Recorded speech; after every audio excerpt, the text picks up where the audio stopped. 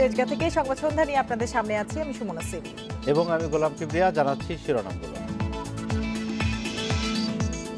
নির্বাচন কমিশন গঠনের জন্য আইনের খসড়া, মন্ত্রিসভায় অনুমোদন, থাকছে সার্চ কমিটির বিধান।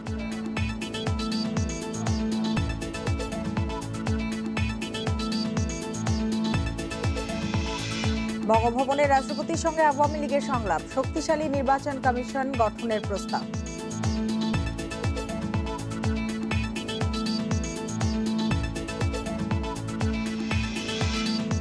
নারায়ণগঞ্জ সিটি নির্বাচনে জয়ের পর তৈমুরের বাসায় গেলেন আইভি, পেলেন পাশে থাকার আশ্বাস।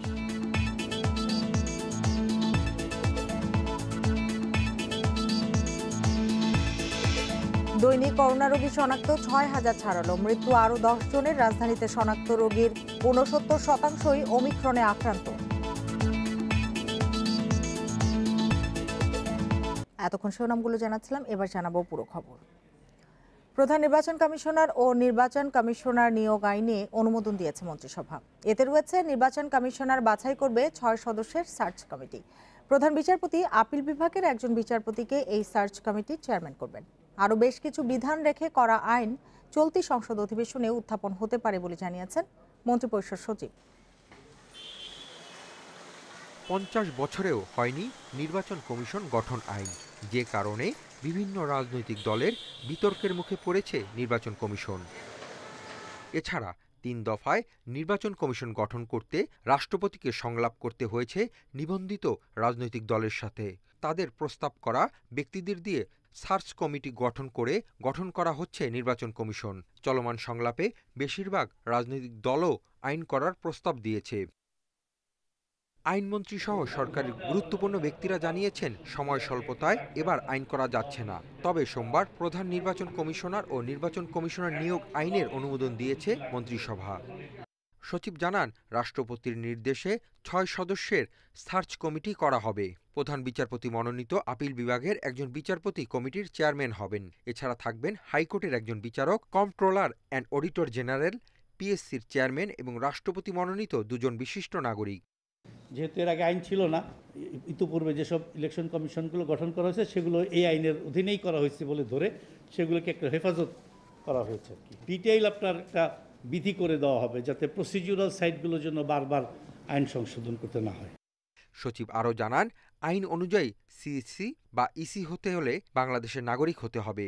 বয়স হতে হবে কমপক্ষে ৫০ বছর। সরকারি, আধা সরকারি, বেসরকারি প্রতিষ্ঠান বা বিচার বিভাগে কমপক্ষে ২০ বছর কাজের অভিজ্ঞতা থাকতে হবে।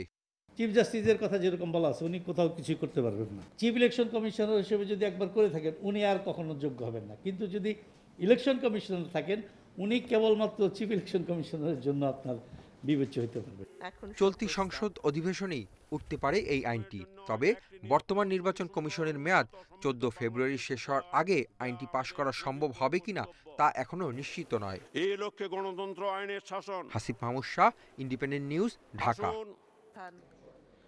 নির্বাচন কমিশন গঠন ইস্যুতে রাষ্ট্রপতির সংলাপে নিয়েছেন আওয়ামী লীগের প্রতিনিধি দল। বিকেলে প্রধানমন্ত্রীর নেতৃত্বে ১০ সদস্যের প্রতিনিধি দল বঙ্গভবনে প্রবেশ করে। পরে ৫টা ১৫ মিনিটের দিকে সংলাপ শেষে বের হয়ে যান প্রতিনিধি দল। এর আগে ১৭ জানুয়ারি সংলাপে অংশ নিতে আমন্ত্রণ জানানো হয়। করোনা সংক্রমণ পরিস্থিতির কারণে এবার সংলাপে প্রতিনিধির সংখ্যা সীমিত করা হয়েছে। পাশাপাশি বাধ্যতামূলক করা হয়েছে করোনা নেগেটিভ সনদ। ২০ ডিসেম্বর থেকে শুরু হয়েছে সংলাপ। তবে আগের সংলাপগুলোতে অংশ নেওয়া বিএনপি এবার রাষ্ট্রপতির উদ্যোগে সাড়া দেয়নি। কে এম নুরুল হুদা নেতৃত্বাধীন বর্তমান নির্বাচন কমিশনের মেয়াদ আগামী ১৪ ফেব্রুয়ারি শেষ হচ্ছে।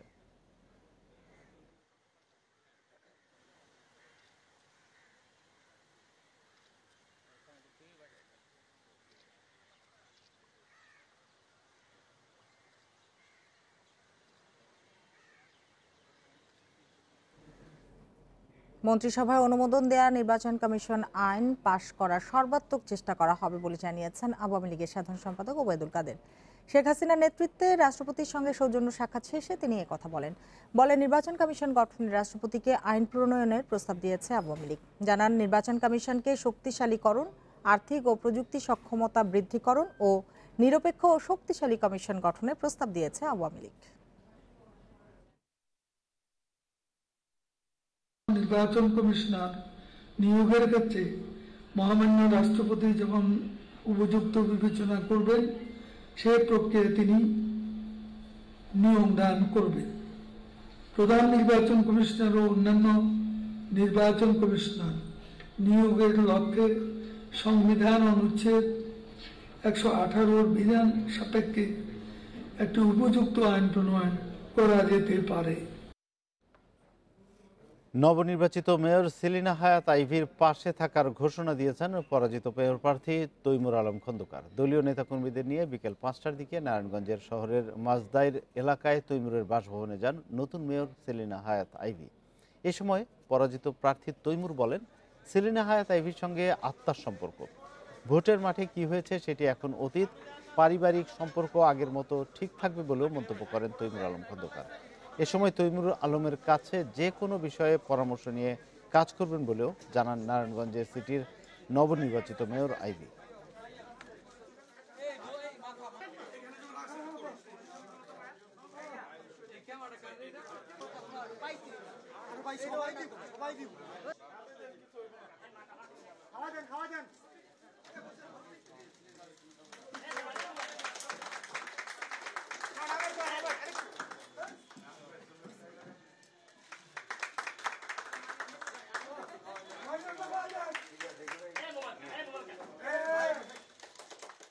তার যে কোনো বিপদ আপদ, যে কোনো সুবিধা অসুবিধার অদৃশ্য শক্তির মতো তার মাথায় আমার থাকে।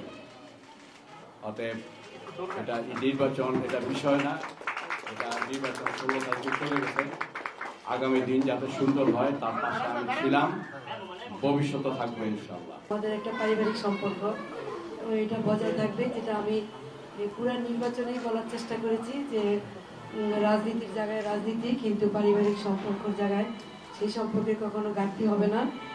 পূর্বে যেরকম ছিল এখনো সেরকমই থাকবে। নারায়ণগঞ্জ সিটি কর্পোরেশন নির্বাচন সুষ্ঠু হয়েছে বলে মনে করছেন নির্বাচন বিশ্লেষকেরা। সন্তোষ প্রকাশ করে তারা বলছেন, সরকার এই নির্বাচনকে প্রভাবিত না করায় ভোটাররা নিজেদের প্রার্থীকে নির্বাচিত করার সুযোগ পেয়েছেন। এই ধারা আগামীতেও বজায় থাকবে বলে আশাবাদ জানান তারা। নারায়ণগঞ্জ সিটি নির্বাচনে টানা তৃতীয়বারের মতো মেয়র নির্বাচিত হলেন আওয়ামী লীগের প্রার্থী ডাক্তার সেলিনা হায়াৎ আইভী। স্বতন্ত্র প্রার্থী ও সাবেক বিএনপি নেতা তৈমুর আলম খন্দকারের চেয়ে তিনি ৬৬,০০০-এরও বেশি ভোট পান। ভোটারের উপস্থিতি কম হলেও সার্বিক পরিবেশের প্রশংসা করেছেন নির্বাচন বিশেষজ্ঞরা। নির্বাচন কমিশন তার দায়িত্ব পালন করেছে এবং সরকার নির্বাচনকে প্রভাবিত করে নাই। এই জন্য একটা সুষ্ঠু এবং শান্তিপূর্ণ নির্বাচন সম্পন্ন হয়েছে। তো সরকার এর মাধ্যমে যে বার্তা দেওয়ার চেষ্টা করছে সেটা হলো সরকারকে বিশ্বাস করা যায়, সুষ্ঠু নিরপেক্ষ নির্বাচন এই সরকারের অধীনে সম্ভব। তবে ইভিএমকে আরও ভোটার বান্ধব করার পরামর্শ দিয়েছেন সাবেক নির্বাচন কমিশনার এম শাখাওয়াত হোসেন। নারায়ণগঞ্জ নির্বাচন তো ভালোই হয়েছে, কোনো সংঘাত হয়নি, কোনো সমস্যা হয়নি। ইভিএম এর কারণে অনেকে ভোট দিতে পারেনি এবং পার্সেন্টেজ অনেক কম হয়েছে, সবচেয়ে কম ছিল। ইভিএম এর যে সমস্যাগুলো সেগুলো দূর করা যায়নি। ইভিএম এর সমস্যা তো আগামীতে ভালো করে দেখতে হবে। নারায়ণগঞ্জ সিটি নির্বাচনের ধারাবাহিকতায় ভবিষ্যতে সব নির্বাচন সুষ্ঠু ও গ্রহণযোগ্য হবে, এমনটাই প্রত্যাশা বিশিষ্টজনদের। Jahanara Parvin, independent news, Dhaka. BNP বিভিন্ন দেশে যেসব লবিস্ট নিয়োগ করেছে সেই টাকার উৎস জানতে চেয়েছেন পররাষ্ট্র প্রতিমন্ত্রী শাহরিয়ার আলম। একাদশ সংসদের 16তম অধিবেশনের আলোচনায় অংশ নিয়ে তিনি এ জিজ্ঞাসা করেন। আর শিক্ষা উপমন্ত্রী মুহিবুল হাসান চৌধুরী বলেন, সারা বিশ্বে টিকার ঘাটতি সত্ত্বেও দেশের প্রায় 65% শিক্ষার্থীকে টিকার আওতায় আনা হয়েছে। ধন্যবাদ মাননীয় চিফ হুইপ। সোমবার স্পিকার শিরিন শারমিন চৌধুরীর সভাপতিত্বে শুরু হয় সংসদ। রাষ্ট্রপতির ভাষণের ওপর ধন্যবাদ প্রস্তাব ও আলোচনায় অংশ নেন সংসদ সদস্যরা। আমার এই আলোচনায় আমি বিশেষভাবে এ সময় শিক্ষা উপমন্ত্রী জানান, সারা বিশ্বে টিকার ঘাটতির মধ্যেও সরকারের আন্তরিকতায় এরই মধ্যে প্রায় 65% শিক্ষার্থীকে টিকা দেয়া সম্ভব হয়েছে। গতকাল পর্যন্ত 77,18,337 জন অর্থাৎ প্রায় 64.4% শিক্ষার্থীকে আমরা প্রথম ডোজ ভ্যাকসিন দিতে সক্ষম হয়েছি। এটা পৃথিবীর অনেক দেশের জনসংখ্যাও এত বিশাল জনসংখ্যা নেই, কিন্তু আমাদের শিক্ষার্থীদের জনসংখ্যা এত বেশি এবং এটা আমরা শিক্ষার্থীদেরকে দিতে পারছি স্কুল পর্যায়ে। আলোচনায় পররাষ্ট্র প্রতিমন্ত্রী বলেন, বিএনপি ক্ষমতায় যাবার বাসনায় বিভিন্ন দেশে যেসব লবিস্ট নিয়োগ দিয়েছে তার সকল প্রমাণপত্র হাতে এসেছে। এসব টাকার উৎস জানতে চান তিনি। একিন গাম্পান অ্যাসোসিয়েটস, আমি ডকুমেন্টটি আপনাকে দিচ্ছি। এখানে বিএনপির নয়া পল্টন অফিসের ঠিকানা দিয়ে তাদের সাথে চুক্তি করা হয়েছে মাসিক $50,000 বিনিময়ে, এবং সেটা 3 বছর অব্যাহত ছিল। বছরে আসে $6 লাখ, 3 বছর আসে প্রায় $2 মিলিয়ন। একটা ডকুমেন্টে এরকম আমার 10টি ডকুমেন্ট আছে মাননীয় স্পিকার। বিএনপিকে জিজ্ঞেস করতে হবে এই টাকা বাংলাদেশ ব্যাংকের অনুমোদন নিয়ে গেছে কিনা। রাষ্ট্রপতির ভাষণের ওপর ধন্যবাদ প্রস্তাবের পর স্পিকার শিরীন শারমিন চৌধুরী আগামী 23 জানুয়ারি সকাল 11টা পর্যন্ত সংসদ মুলতবির ঘোষণা দেন। 23 জানুয়ারি 2022। Buddhadeb Kundu, independent news, Dhaka. দেশে করোনায় আরও 10 জনের মৃত্যু হয়েছে, এর মধ্যে পুরুষ 4 এবং নারী 6 জন। এ নিয়ে মোট প্রাণহানি 28,154 জনের। সোমবার স্বাস্থ্য অধিদপ্তরের বিজ্ঞপ্তিতে এসব তথ্য জানানো হয়। 855টি ল্যাবে 24 ঘন্টায় 31,980 নমুনা পরীক্ষায় করোনা শনাক্ত হয়েছে 6,676 জনের। পরীক্ষা বিবেচনায় শনাক্তের হার 20.88%। দেশে মোট করোনা আক্রান্তের সংখ্যা দাঁড়ালো 16,24,387 জনের। সুস্থ হয়েছেন আরও 427 জন। এ নিয়ে মোট সুস্থ 15,53,320 জন।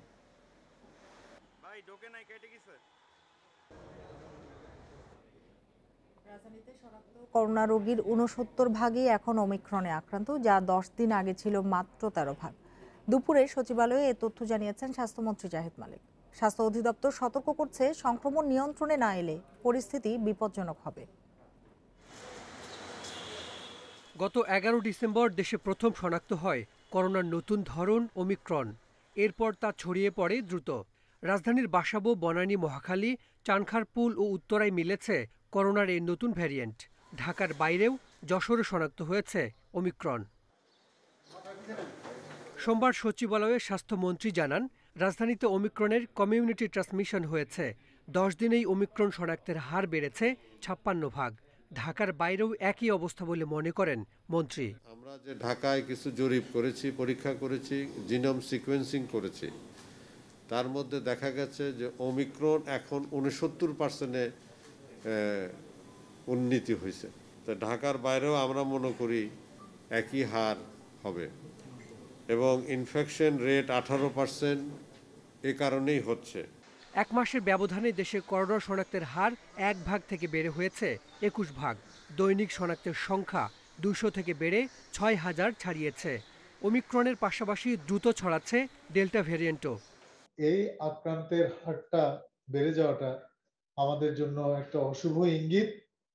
আমরা যদি নিজেদেরকে সংবরণ না করি এবং আমরা যদি এটাকে প্রতিহত করার প্রচেষ্টা অব্যাহত এবং শক্তিশালী না করি, তাহলে পরে সমূহ বিপদের সম্ভাবনা রয়েছে। দেশে করোনায় গত 1 মাসে মারা যাওয়া ব্যক্তিদের 80 ভাগই টিকা নেননি বলে জানিয়েছে স্বাস্থ্য অধিদপ্তর। Hasan Misbah, independent news, Dhaka. রাজধানীতে করোনার বিধিনিষেধের মধ্যেই শতভাগ যাত্রী নিয়ে চলছে গণপরিবহন। সিট না পেয়ে অনেকে গাদাগাদি করেই ছুটছেন গন্তব্যে। পরিবহন চালক ও হেলপারদের টিকা নিশ্চিতের নির্দেশনা থাকলেও অনেকেই টিকা ছাড়াই চলছেন সড়কে। বিধিনিষেধ বাস্তবায়নে বিআরটি-এর মনিটরিংও ঢিলেঢালা। করোনা সংক্রমণ ঊর্ধ্বমুখী হওয়ায় 13 জানুয়ারি 11 দফা নির্দেশনা দেয় সরকার। তবে প্রতিনিয়ত নানা অজুহাতে নির্দেশনা সড়কে মানা হচ্ছে না। সকাল থেকেই গণপরিবহনে দেখা গেছে স্বাস্থ্যবিধি মানা ও মাস্ক পরার উদাসীনতা। অধিকাংশ পরিবহনে নেই হ্যান্ড স্যানিটাইজার বা জীবাণুনাশক স্প্রের ব্যবস্থা। যাত্রী চালক সহ অনেকের মুখেই ছিল না মাস্ক। অনেক পরিবহনে ঠাসাঠাসি করে দাঁড় করিয়ে যাত্রী পরিবহন করা হয়েছে। যাত্রী সব যারা দাঁড়ায় করা নিতেছে, আবার করোনার কথা শুনতেছি যে এক সিট খালি আগের মতন আসবে, কিন্তু কিছু হচ্ছে না। তারা বলতেছে যে খালি আছে, তা আমাদের নির্দেশনা আমরা পাইনি। তারা বলতেছে যে সরকার আমাদের তো রকমের বলে না। এখন তো ভ্যাকসিন দিতে পারতাছি না, সময় লাগে। এত মনে করেন যে ইয়া আছে, সিরিয়ালে যাওয়ার লাগে 2-2.5 ঘন্টাতে খাড়ায় যাওয়ার লাগে যায়। বিধিনিষেধ মানাতে সড়কে ছিল বিআরটি-এর ঢিলেঢালা অভিযান। স্বাস্থ্যবিধি উপেক্ষিত হলে নেওয়া হচ্ছে ব্যবস্থা। ড্রাইভার যারা আছেন বা স্টাফরা যারা আছেন তারা টিকা নিয়েছেন কিনা, তাদের কাছে টিকা সনদ আছে কিনা এটা দেখছি, এবং এর পাশাপাশি যারা জনসাধারণ আছে সবাই মাস্ক ব্যবহার করছে কিনা। কোনো যাত্রী দাঁড়িয়ে যেতে পারবে না বা নির্ধারিত আসনের অতিরিক্ত কোনো যাত্রী থাকবে না। স্বাস্থ্যবিধি নিশ্চিতে 11 দফা নির্দেশনা কার্যকর করা না হলে দ্রুত পরিস্থিতি আরও ভয়াবহ হওয়ার শঙ্কা বিশেষজ্ঞদের। Nahid Kamal, independent news, Dhaka. বেচাকেনা, ক্ষমতার অপব্যবহার ও বিভিন্ন দুর্নীতির অভিযোগে বরিশাল ও ময়মনসিংহের ডিআইজি প্রিজন্স টিপু সুলতান ও জাহাঙ্গীর হোসেন সহ 2 জেলারকে জিজ্ঞাসাবাদ করেছে দুদক। সোমবার সকাল 10টা থেকে পর্যায়ক্রমে তাদের জিজ্ঞাসাবাদ করেন দুদকের সহকারী পরিচালক শাহিদুজ্জামান। এই কারা কর্মকর্তাদের অবৈধ সম্পদ অনুসন্ধান করা হচ্ছে। অনিয়ম ও দুর্নীতির অভিযোগ খতিয়ে দেখতে বিভিন্ন কারাগারে 2019 সালে অনুসন্ধান চালায় স্বরাষ্ট্র মন্ত্রণালয়। চাঞ্চল্যকর অনেক তথ্য উঠে আসে। জানা যায়, কারাগারে যাওয়া নতুন বন্দীদের প্রথমে রাখা হয় আমদানি ওয়ার্ডে। সেখানেই বাছাই করা হয় কোন বন্দী যাবে কোন ওয়ার্ডে। ওয়ার্ড নিয়ন্ত্রক হিসেবে পুরনো বন্দীরা নতুন বন্দীদের কিনে নেয় বিভিন্ন দামে। রাখা হয় হাসপাতাল বা ওয়ার্ডে। ওয়ার্ডে 1 হাত জায়গার জন্য গুনতে হয় 3000 টাকা। এছাড়া মোটা কম্বল ও অতিরিক্ত কম্বল পেতে খরচ 5000 টাকা। এছাড়াও বন্দীদের বিভিন্ন সুযোগ সুবিধা দেওয়ার বদলে দফায় দফায় অর্থ আদায় করে তারা। কারা কর্মকর্তাদের মোটা অঙ্কের টাকা দিয়ে এসব ওয়ার্ড কিনে নেয় পুরনো বন্দীরা। এরকম নানা অভিযোগে 2 সপ্তাহ আগে কারা অধিদপ্তরের সাবেক ও বর্তমান 6 কর্মকর্তাকে জিজ্ঞাসাবাদের জন্য তলব করে দুদক, যার মধ্যে বর্তমানে বরিশালে কর্মরত ঢাকা বিভাগের সাবেক ডিআইজি প্রিজন্স টিপু সুলতান, ময়মনসিংহের ডিআইজি প্রিজন্স জাহাঙ্গীর হোসেন, কুমিল্লায় কর্মরত জামালপুরের সাবেক জেলার আসাদুর রহমান ও সিরাজগঞ্জে কর্মরত বরিশালের সাবেক জেলার ইউনুস জামানকে দুদকে জিজ্ঞাসাবাদ করা হয়। অসুস্থতার কারণ দেখিয়ে সাবেক আইজি প্রিজন্স আশরাফুল ইসলাম খান ও সাবেক অতিরিক্ত আইজি প্রিজন্স ইকবাল হোসেন দুদকের তলবে হাজির হননি। যে কোনো অনুসন্ধানের একটা পর্যায়ে হলো এই সামনাসামনি তাদের বক্তব্য নেওয়া। এরকম যদি বক্তব্য নেওয়া হয়, এর পরবর্তীতে আইন মোতাবেক কি গ্রহণ করতে হবে, কোন কার্যক্রম, সেটা তারা গ্রহণ করবেন। আর এ বিষয়ে বিস্তারিত তথ্যপত্র জেনে পরবর্তীতে আপনাদেরকে আমি জানাবো। বন্দি কেনাবেচার সিন্ডিকেটের সাথে আর কোন কোন কারা কর্মকর্তা জড়িত তা খতিয়ে দেখছে দুদক। তথ্য প্রমাণ পেলেই দায়ের হবে মামলা। Rishad Huda, independent news, Dhaka. Narayanganj city নির্বাচনের মতো আগামী সংসদ নির্বাচনও অবাধ, সুষ্ঠু ও নিরপেক্ষ হবে বলে জানিয়েছেন তথ্য ও সম্প্রচার মন্ত্রী ডক্টর হাসান মাহমুদ। সকালে জাতীয় প্রেস ক্লাবে দৈনিক ভোরের আকাশ পত্রিকার আত্মপ্রকাশ অনুষ্ঠানে যোগ দিয়ে তিনি এ মন্তব্য করেন। অনিয়মের খবর প্রকাশের পাশাপাশি সরকারের উন্নয়নের খবরও তুলে ধরতে সাংবাদিকদের প্রতি আহ্বান জানান তথ্যমন্ত্রী। তিনি বলেন, বিএনপি প্রকাশ্যে নির্বাচনে অংশ না নিলেও নানাভাবে তারা নির্বাচনে এসে নির্বাচনী ব্যবস্থা নিয়ে মিথ্যাচার করেছে। অনুমোদনহীন অনলাইন মাধ্যম বন্ধে ব্যবস্থা নেওয়া হয়েছে এবং আগামীতেও এই প্রক্রিয়া অব্যাহত থাকবে বলেও জানান মন্ত্রী। ইতিমধ্যে 400-র বেশি পত্রিকার ডিক্লারেশন বাতিল করার জন্য বিভিন্ন জেলা প্রশাসকের কাছে পাঠানো হয়েছে, কারণ এই পত্রিকাগুলো ব্রিফকেস বন্দি পত্রিকা। এই পত্রিকাগুলোর যিনি সম্পাদক, তিনি প্রকাশক, তিনি আবার রিপোর্টার, তিনি আবার বিল কালেক্টর। বন্ধ করার আমরা সোমবার বেলা 12টার মধ্যে শাবিপ্রবির হল ছাড়ার নির্দেশনা দেওয়া হলেও হল ছাড়েনি শিক্ষার্থীরা। উপাচার্যের পদত্যাগ দাবিতে আন্দোলন চালিয়ে যাচ্ছে তারা। এদিকে গতকালের সংঘর্ষের ঘটনা তদন্তে গণিত বিভাগের অধ্যাপক ডক্টর রাশেদ তালুকদারকে প্রধান করে 8 সদস্যের তদন্ত কমিটি গঠন করেছে বিশ্ববিদ্যালয় প্রশাসন। রোববার রাতে সিন্ডিকেট সভা শেষে সোমবার বেলা 12টার মধ্যেই হল ছাড়ার নির্দেশ দেয় বিশ্ববিদ্যালয় প্রশাসন। এর প্রতিবাদে মধ্যরাতেই আন্দোলনে নামে শিক্ষার্থীরা। সোমবার সকালে কিছু ছাত্রছাত্রী হল ছেড়ে গেলেও বেশিরভাগ শিক্ষার্থী হলে অবস্থান করছে। একই সাথে উপাচার্যের পদত্যাগ দাবিতে আন্দোলন করছে তারা। সোমবার দুপুরে ছাত্রী হলগুলোর প্রভোস্ট কক্ষে তালা ঝুলিয়ে দেওয়া সহ প্রতিটি হল নিজেদের নিয়ন্ত্রণে রাখে আন্দোলনকারীরা। উপাচার্যের পদত্যাগ দাবির আন্দোলনে বর্তমান শিক্ষার্থী ছাড়াও সাবেক শিক্ষার্থীরাও অংশ নিয়েছেন। যে বিসির স্টুডেন্ট নিরাপত্তা দিতে পারে না, যারা বোমা মারে স্টুডেন্ট পড়ে, সে বিসি তো আমরা চাই না। আমরা চাই এই ক্যাম্পাসে এই বিসি থাকবে না, সহজ কথা। উপাচার্য থেকে আমাদের কাছে যেটা প্রেস ব্রিফিংয়ে আসলো যে আমরা নাকি সেখানে হামলা করেছি। আমরা সেখানে ফুল নিয়ে দাঁড়িয়েছিলাম এবং প্রত্যেকেই মোটামুটি এখানে আঘাতের শিকার হয়েছি বলতে। রোববারের সংঘর্ষের ঘটনাসহ সামগ্রিক বিষয়ে তদন্ত করতে গণিত বিভাগের অধ্যাপক ডক্টর রাশেদ তালুকদারকে প্রধান করে ৮ সদস্যের তদন্ত কমিটি গঠন করেছে বিশ্ববিদ্যালয় প্রশাসন। একটা তদন্ত কমিটি গঠন করেছেন এবং ওই তদন্ত কমিটি যত দ্রুত পারে আমাদের ইউনিভার্সিটির ভিডিও ক্যামেরাগুলি আছে ওগুলির উপর থেকে তথ্য নিয়ে ওনারা একটা রিপোর্ট আমাদেরকে সাবমিট করবেন। এদিকে বহিরাগতরাই ক্যাম্পাসকে অস্থিতিশীল করার চেষ্টা করছে বলে মন্তব্য করেছেন উপাচার্য। খুবই অল্প সংখ্যক শিক্ষার্থী তারা হয়তো বিভ্রান্ত হয়ে তারা আপনার বিশ্ববিদ্যালয়ের যে ধরনের পরিস্থিতি অস্থিতিশীল করার চেষ্টা করতেছে। এবং আমি যতদূর জেনেছি এখানে অনেক বহিরাগত এসে সামিল হয়েছে এখানে এবং বহিরাগতরা তাদেরকে ইন্ধন দিচ্ছে। এর আগে রোববার রাতে আন্দোলনের মুখে সিরাজুন্নেসা হল প্রবেশের পথ ছাড়েন জাফরিন আহমেদ লিজা। নিম্নমানের খাবার, অব্যবস্থাপনা সহ নানা অভিযোগে বৃহস্পতিবার থেকেই আন্দোলন করছেন শিক্ষার্থীরা। মাধব কর্মকার, ইন্ডিপেন্ডেন্ট নিউজ, সিলেট। ব্যাংক হিসেবের বিপরীতে নানা রকম ফি ও শুল্কের চাপে আমানতকারীরা। কারণ দর্শানো ছাড়াও কেটে রাখা হচ্ছে টাকা। হিসাব পরিচালনার খরচ ও মূল্যস্ফীতির হিসাব আনলে বেশিরভাগ ক্ষেত্রেই বছর শেষে কমছে গ্রাহকের আমানত। যদিও বাংলাদেশ ব্যাংক বলছে আমানতকারীদের স্বার্থ রক্ষায় কয়েক দফা নির্দেশনা দেওয়া হয়েছে। ব্যাংকের কোনো সঞ্চয়ী হিসাবে গড় আমানত ১ লাখ টাকা থাকলেই বছরে রক্ষণাবেক্ষণ ফি দিতে হয় ৪০০ টাকা। ডেবিট কার্ডের জন্য ৫০০ টাকা, আবগারি শুল্ক ১৫০ টাকা। এসবের সাথে যোগ হয় ১৫% ভ্যাটের খরচ। বিশ্লেষণে দেখা যায় এমন অঙ্কের আমানতে বছরে বড়জোর ২ থেকে ৩ হাজার টাকা পাওয়া যায়। বছর শেষে সব খরচ বাদে সুদ পাওয়া যায় ১ থেকে ১.৫% পর্যন্ত, যেখানে গড় মূল্যস্ফীতি ৫.৫%-এরও বেশি। সারা বছর যে আমাদের অ্যাকাউন্টের এগেনস্টে ৪-৫ ধরনের চার্জ কেটে নিচ্ছে, যেটা থেকে আমাদের আসলে ব্যাংকে অ্যাকাউন্টে টাকা রেখে ওখান থেকে প্রফিট তো দূরের কথা, সেটা থেকে আমাদের ব্যাংকে চার্জ দিয়ে উল্টো আমাদের প্রিন্সিপাল অ্যামাউন্ট থেকে টাকা কমে যাচ্ছে। চলতি হিসাবে টাকা রেখে সাধারণত সুদ পাওয়া যায় না, তবে বহন করতে হয় রক্ষণাবেক্ষণ সহ নানা খরচ। খরচের খাতও সবসময় উল্লেখ করে না কোনো ব্যাংক, থাকে হিসাবের গরমিল।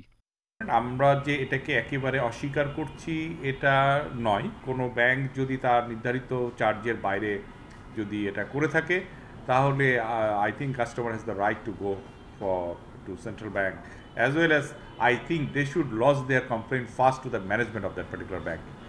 ব্যাংক খাতের সেবার দামে শৃঙ্খলা আনতে গত জুন মাসে একটি প্রজ্ঞাপন জারি করে বাংলাদেশ ব্যাংক। তবে তা কতটুকু কার্যকর করতে পেরেছে নিয়ন্ত্রক সংস্থাটি?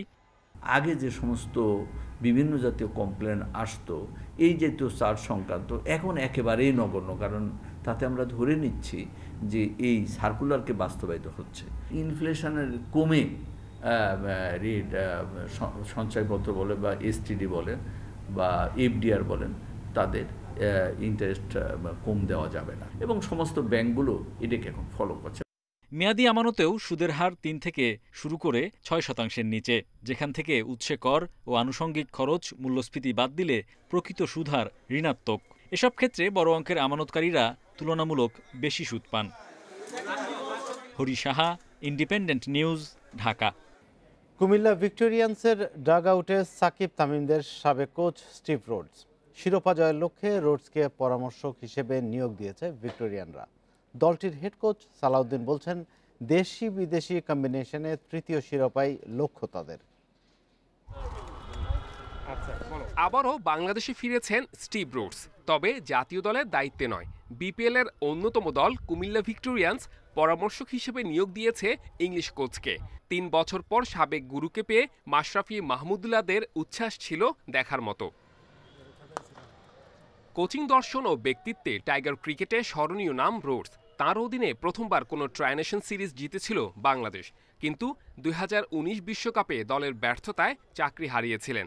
তবে তৃতীয় শিরোপার লক্ষ্যে দেশি সফল কোচ সালাউদ্দিনের সঙ্গে রোডসের কেমিস্ট্রিতে বাজিমাত করতে চায় ভিক্টোরিয়ানরা। One of the successful coach বাংলাদেশে, তার মাথা থেকে হয়তো অনেক ভালো কিছু আসতে পারে। সে আমাদের পরামর্শক হিসেবে আসছে এবং আমার কাছে মনে হয় যে সে হয়তো আমাকে অনেক ভালো ভালো ইনপুট দেবে এবং স্পেশালি আমি মনে করি যে আমি হয়তো অনেক কিছু শিখতে পারবো তার কাছ থেকে, যে আসলে কিভাবে অনেক কিছু হ্যান্ডেল করতে হয়। কুমিল্লার ডাগ আউটে হাই প্রোফাইল কোচ, মাঠে Faf du Plessis, Sunil Narine, Moeen আলীর মতো বড় ক্রিকেটাররাও আছেন। মুস্তাফিজ, ইমরুল, লিটনরাও দেশের ক্রিকেটের বড় নাম। যেহেতু নাম্বারটা বড় লোকাল প্লেয়ারদের এবার এবং তারা বেশি সুযোগ পাবে, সেখানে তাদের পারফর্ম করাটা খুব বেশি জরুরি। ইন্টারন্যাশনাল প্লেয়াররা হয়তো তাদেরকে নেওয়া হয়েছে তারা যেন পারফর্ম করে, বাট লোকাল প্লেয়ার যদি পারফর্ম না করে তখন কিন্তু টিমটা সাফার করবে। ঘরোয়া ক্রিকেটের সবচেয়ে ব্যয়বহুল টুর্নামেন্ট বিপিএল, কিন্তু 20 ওভারের টুর্নামেন্টকে এখনও আন্তর্জাতিক মানে পৌঁছানো যায়নি। শেষ মুহূর্তের প্রস্তুতিতে এবার ডিআরএস রাখতে পারেনি বিসিবি, যেখানে বিসিবির সিদ্ধান্তে অসহায় দলগুলো। খেলাধুলা তো এখন অনেক আগাই গেছে, তো এটা নর্মালি এটা স্বাভাবিক, যেটা আমরা ডিআরএসটা থাকলে খুব ভালো হতো। এখন না থাকলে তো এটা তো আমাদের হাতে কিছু করার নেই। এখন এটা অন্য টিম যেরকম অ্যাডভান্টেজ হবে আমরা হয়তো সেরকমই অ্যাডভান্টেজ হবো বা ডিসঅ্যাডভান্টেজ যেটাই বলেন, বাট থাকলে হয়তো ভালো হতো। Saiful Majumdar, independent news. অনূর্ধ্ব 19 বিশ্বকাপের বর্তমান চ্যাম্পিয়ন বাংলাদেশ, অথচ আসরের শুরুটা প্রচণ্ড হতাশার। ইংল্যান্ডের কাছে 7 উইকেটের হার বড় না, বরং 97 রানে অল আউট হয়ে আলোচনার কেন্দ্রে রাকিবুলের দল। পরে 2 ম্যাচে জিতে কাপ পর্বে টিকে থাকাই মূল চ্যালেঞ্জ। শিরোপাধারীদের শুরুটা এমন হবে কে ভেবেছিল? অনূর্ধ্ব 19 বিশ্বকাপে বাংলাদেশের উন্নতির গ্রাফটা যে বরাবরই ঊর্ধ্বমুখী। প্রথম 4 আসরে প্রথম রাউন্ডই পেরোতে পারেনি লাল সবুজের দল। 2016-তে সেমিতে উঠে তাক লাগিয়ে দেয় মিরাজের নেতৃত্বাধীন বাংলাদেশ, আর 2020-এ রূপকথা রচনা করে আকবররা। বৈশ্বিক শিরোপা জয় করে ইয়াং টাইগার্স। বর্তমান চ্যাম্পিয়নদের ঘিরে প্রত্যাশার পারদ ছিল উপরে, তবে ইংল্যান্ডের বিপক্ষে অসহায় আত্মসমর্পণে হতাশ করেছে রাকিবুলরা। টস জিতে ব্যাটিংয়ের সিদ্ধান্ত প্রশ্নবিদ্ধ। ম্যাচ শেষে প্রতিক্রিয়ায় টাইগার অধিনায়ক নিজেই দিয়েছে সেই ইঙ্গিত। তবে কেন এই আত্মঘাতী সিদ্ধান্ত? আমরা ব্যাটিংয়ে খারাপ করেছি, এ জায়গায় উন্নতি করে পরের ম্যাচে ঘুরে দাঁড়াতে চাই। তবে বোলারদের নিয়ে সন্তুষ্ট। দ্বিতীয় ইনিংসে পিচ ব্যাটিং সহায়ক ছিল, সেখানে বোলাররা ভালো করেছে। ইংল্যান্ড শক্তিশালী দল, কঠিন লড়াই অনুমিত ছিল, তবে টস হেরে ফিল্ডিং পাওয়ায় লড়াই কিছুটা সহজ হয়েছে ইংলিশদের। টস হেরে বোলিং পাওয়ায় অবাক হয়েছি। যেভাবে শুরু করেছি তাতে খুশি। বয়ডেন গেল কয়েক সিরিজ ধরেই ভালো করছে, ওর বলে ভালো সুইং আছে, বিশেষ করে বাঁহাতি ব্যাটারদের বিপক্ষে ও ভয়ানক। গ্রুপ পর্বে বাংলাদেশের বাকি 2 প্রতিপক্ষ আরব আমিরাত ও কানাডা। পরবর্তী রাউন্ডে যেতে এই 2 দলকে হারাতে মরিয়া ইয়াং টাইগার্স। ফেরদৌস ইসলাম, ইন্ডিপেন্ডেন্ট নিউজ। এএফসি কাপের গ্রুপ ডিতে জায়গা হলো বসুন্ধরা কিংসের, তবে প্লে অফের বাধা পার হতে হবে আবাহনীকে। দুপুরে মালয়েশিয়ার কুয়ালালামপুরে এএফসি কাপের ড্র অনুষ্ঠিত হয়। ডি গ্রুপে বসুন্ধরা কিংসের সঙ্গী ভারতের গোকুলাম কেরালা ও মালদ্বীপের মাজিয়া স্পোর্টস। চতুর্থ দল হিসেবে যুক্ত হবে প্লে অফ জয়ী একটি দল। 2021 ফেডারেশন কাপ চ্যাম্পিয়ন হয়ে এবারের আসরে সরাসরি অংশ নিচ্ছে বসুন্ধরা কিংস, আর মূল পর্বে যেতে প্লে অফে টপকাতে হবে আবাহনীকে। করোনার কারণে এবারও রাউন্ড রবিন লিগ পদ্ধতিতে নির্দিষ্ট ভেন্যুতে হবে টুর্নামেন্ট। প্লে অফ পর্বের খেলা এপ্রিলে, মে মাসে হবে গ্রুপ পর্বের ম্যাচ। বসুন্ধরা কিংস নিজেদের মাঠে খেলার আগ্রহ দেখানোয় বাফুফেও উদ্যোগ নিতে চায়। এএফসি অ্যাসিউড যে বিষয়গুলো রয়েছে, প্রোটোকলগুলো মেনটেন করে, স্ট্যান্ডার্ড মেনটেন করে যদি সেটা সকল কিছু মিট করে, অফকোর্স সেক্ষেত্রে আমাদেরকে হোস্টিং দেওয়ার ব্যাপারে এএফসি অবশ্যই জিনিসটাকে গুরুত্ব সহকারে বিবেচনা করবে। আর এই ছিল সংবাদ সন্ধ্যার আয়োজনে। ইন্ডিপেন্ডেন্ট টেলিভিশনের সব খবর আরও বিস্তারিত জানতে চোখ রাখুন ফেসবুক, ইউটিউব এবং টুইটারে। ধন্যবাদ সবাইকে এতক্ষণ সাথে থাকার জন্য।